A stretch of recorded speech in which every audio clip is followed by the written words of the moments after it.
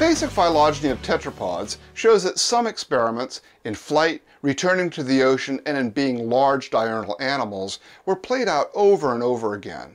We've already talked about the convergence of the Pseudotsuchians and theropod dinosaurs, but there are other examples as well, such as the repeated evolution of aquatic saurians, the Ichthyosaurs, the Mosasaurs, and the Plesiosaurs, for instance.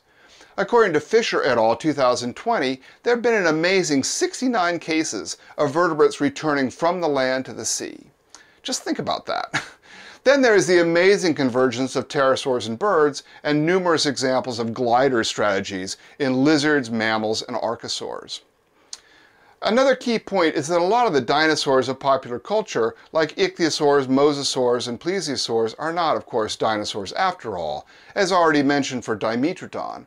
All branch from diopsid archosaurs, or the Lepidosauramorpha clade that gives rise to modern lizards and snakes, and they did this well before modern dinosaurs. In this video, we look at some of the reptilian experiments with going back to the sea. Reptiles returned to aquatic life on 9 major occasions in Mesozoic clades, and with the first tribe being that of the alligator-like Mesosaurs, like the one behind me, in the late Paleozoic, only about 50 million years after the tetrapod transitioned to land. At least part of the magic of using a tetrapod body plan in the ocean must be the metabolic advantages that come with being air-breathing, as we shall see. Tetrapod locomotion is also adaptable to aquatic environments, either being amphibious like crocodiles and turtles, or converting feet into flippers and tails into flukes that provide powerful propulsion systems for either burst attacks or long-distance fast swimming. Marine vertebrates face some steep challenges as well, particularly maintaining body temperature in the ocean, breathing efficiently, reproducing away from land, and staying submerged.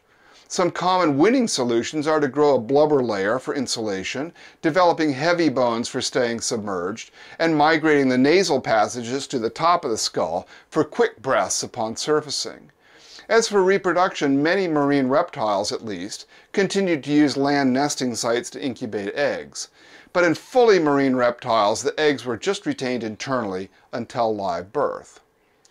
Mesozoic reptiles have many tries at adapting their body shape to swimming, a feat usually accomplished by converting feet to flippers and using the flippers either as airfoils in front of a powerful tail, as in Ichthyosaurs or Mosasaurs, or rowing through the water like Plesiosaurs and turtles. The Ichthyosaurs are the oldest of these, appearing around 248 million years ago and becoming extinct by about 90 million years ago. Ichthyosaurs are a sister group to the Lepidosauramorpha diopsid clade that spawns its own group of marine reptiles. The Ichthyosaurs show transitional amphibious forms of lizard-like ancestors in the earliest Triassic, and then they become fully pelagic by 246 million years ago, only 2 million years after they appear. The Triassic Ichthyosaurs become big, like 50 feet long, and with diverse ecologies. Most ichthyosaurs have small homodont teeth, typical of fish eating, kind of like a dolphin. These include the Jurassic Thunosaurids, which are very tuna-like and used a vertical tail on a stiff body for propulsion, an ideal approach to fast, long-distance hunting like modern dolphins and tunas. Other ichthyosaurs are suction-feeding, as seen in animals with very large eyes and blunt, short jaws without teeth. Similar morphologies of tooth loss and shortening of the skull are typical of suction feeding in living beaked whales. Suction feeding is consistent with deep diving and feeding in oxygen-depleted water, where prey cannot run away easily. For instance, the ichthyosaur, Ophthalmosauria, had massive, like this, dinner plate-sized eyes for feeding in low light. Ichthyosaurs are often found in continental slope deposits, suggesting that they were fully pelagic and may have done deep diving in the O2 minimum zone, as is common amongst modern dolphins, sharks, and some deep diving seals. Now, the oxygen minimum habitat is worth further explanation because it is probably one of the main reasons to become a fully pelagic reptilian predator. Available oxygen tends to decrease with increasing depth in the ocean, hitting the lowest values between 200 and 600 meters below the surface. Oxygen declines because of sinking marine organic snow that is consumed by heterotrophs who use up the available oxygen supply. This oxygen minimum zone, or OMZ, is a daytime refuge for fish and many invertebrates like shrimp, jellyfish, and squids. These animals migrate out of the OMZ at night to the surface to feed and recharge their oxygen supply. The idea is that while in residence in the OMZ, nobody has enough oxygen to expend in eating each other, so it's a place of refuge. This assumption does not, however, apply to air-breathing reptiles and other kinds of vertebrates who get their oxygen at the surface and have large enough bodies to store lots of oxygen in their blood and body tissues. Therefore, the OMZ is a great place for a tetrapod to hunt because the prey cannot run very far, lest they use up their stored oxygen supply. Hence, there's a repeated evolution of deep-diving mammals and reptiles, as well as sharks and large fish, that can exploit the OMZ abundance of fish, squids, and shrimp that are just hanging out there during the daytime. The repeated exploitation of the OMZ by Mesozoic reptiles is seen in features like the large eyes mentioned earlier, stomach contents containing deep water prey species, and necrotic lesions on bones produced by animals getting the bends during deep diving. Necrotic growths are known from Mosasaurs, Plesiosaurs, and Ichthyosaurs, suggesting that at least some members of all these clades utilize the wealth of life in the OMZ habitat. An offshoot of the same clade as the Ichthyosaurs are the Soropterygians, a large group of Triassic marine reptiles, many of them with long crocodile-like bodies, but with the tendency towards long necks and four paddle-shaped limbs. A major clade of these animals is the Plesiosaurs of the latest Triassic, circa 203 million years ago, that de-emphasized the tail for locomotion in favor of four large paddles. Some Plesiosaurs developed extremely long necks, with upwards of 78 cervical vertebrae. Note for comparison that we have only 7. Their long necks place a small head full of a basket of teeth well ahead of the pressure wave formed by the main body. This morphology is an effective way of maximizing the surprise of attack against schooling fish or midwater animals. The Plesiosaurs also repeatedly evolved short-necked pliosaur forms with large triangular heads full of heavy teeth that are clearly aimed at attack on large animals, such as other marine reptiles.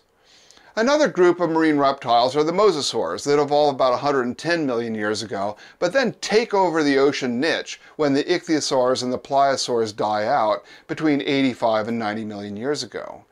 Mosasaurs survive up to the end Cretaceous mass extinction at 66 million years. They are probably derived from marine lizards that are very similar to modern monitor lizards, but some reconstructions place them closer to snakes. Mosasaurs included coastal species and open ocean taxa. Ecologically, some were predators on marine reptiles as well as fish, and others were ammonite specialists with pointed conical teeth, or they were benthic mollusk eaters with button-shaped teeth.